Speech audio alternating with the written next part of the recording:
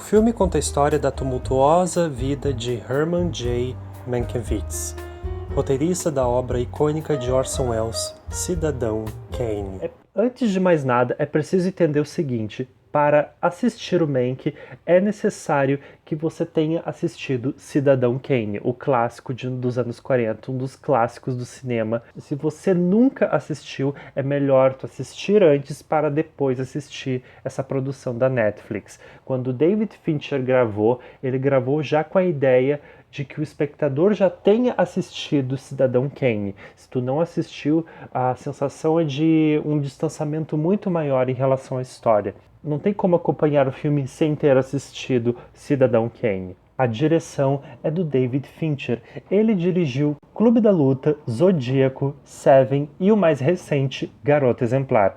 Então já sabe que ele é um excelente diretor. Visualmente, Mank é um filme muito vistoso. A gente parece que está dentro de um filme de Hollywood dos anos 40. É um trabalho que exigiu muita técnica, porque realmente a gente parece que está não vendo um filme que faz tributo a Hollywood dos anos 40 de 2020.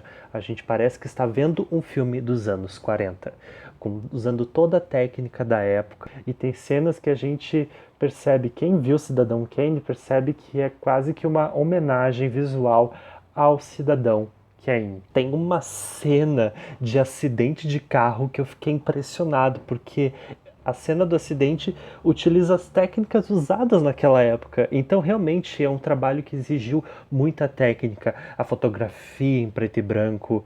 É um filme vistoso. Ele é uma carta de amor a Hollywood. Apesar disso, existem certas lacunas no filme que ficou a desejar. Eu realmente, quando eu terminei de assistir, quando acabou o filme, eu fiquei impressionado, mas a vontade era de saber mais. Eu queria saber mais de cada um daqueles personagens.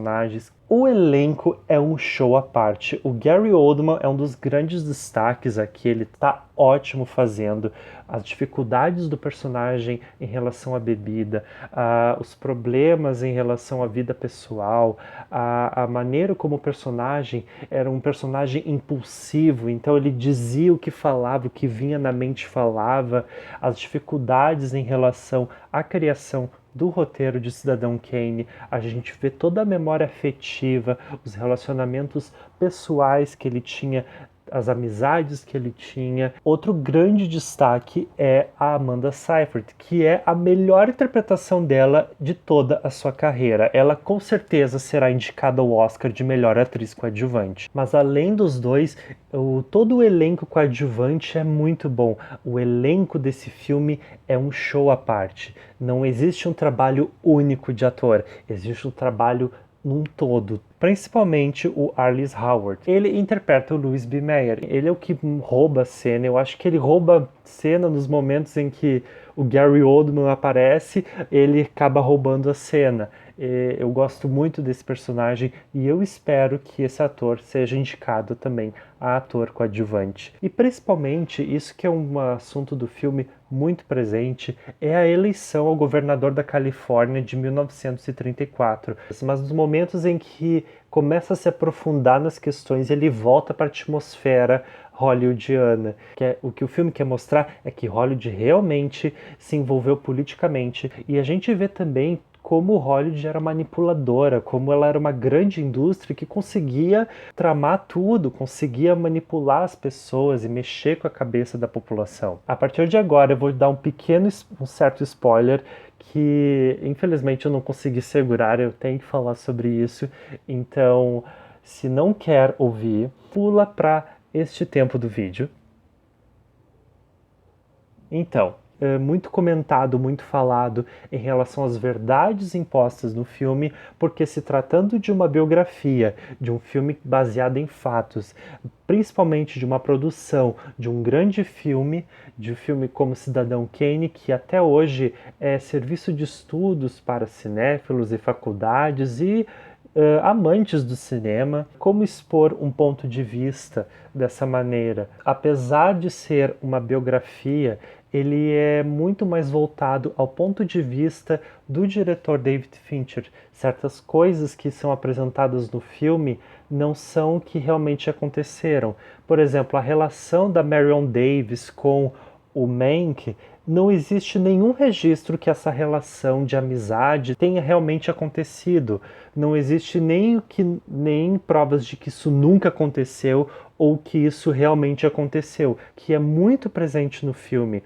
Há um estudo de personagem em relação aos dois que é muito destacado. Então, certos personagens que trouxeram relevância para a construção de Cidadão Kane são deixados de lado e é focado muito na relação dos dois. Só que essa relação nunca existiu, essa relação nunca foi comprovada. Então, essa é uma das lacunas que eu acho que deixou a desejar. O Orson Welles trabalhou em praticamente todo o filme do Cidadão Kane.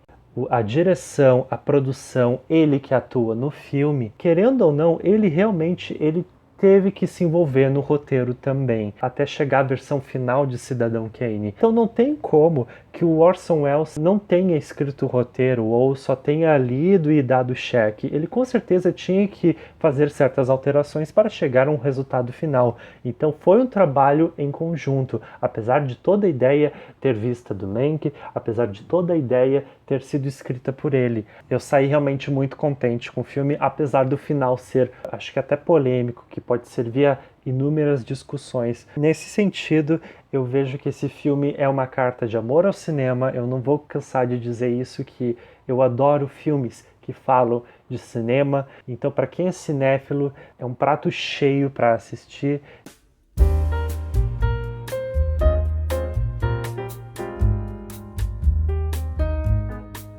É isso, pessoal. Meu nome é Rafael e este é o vídeo de hoje.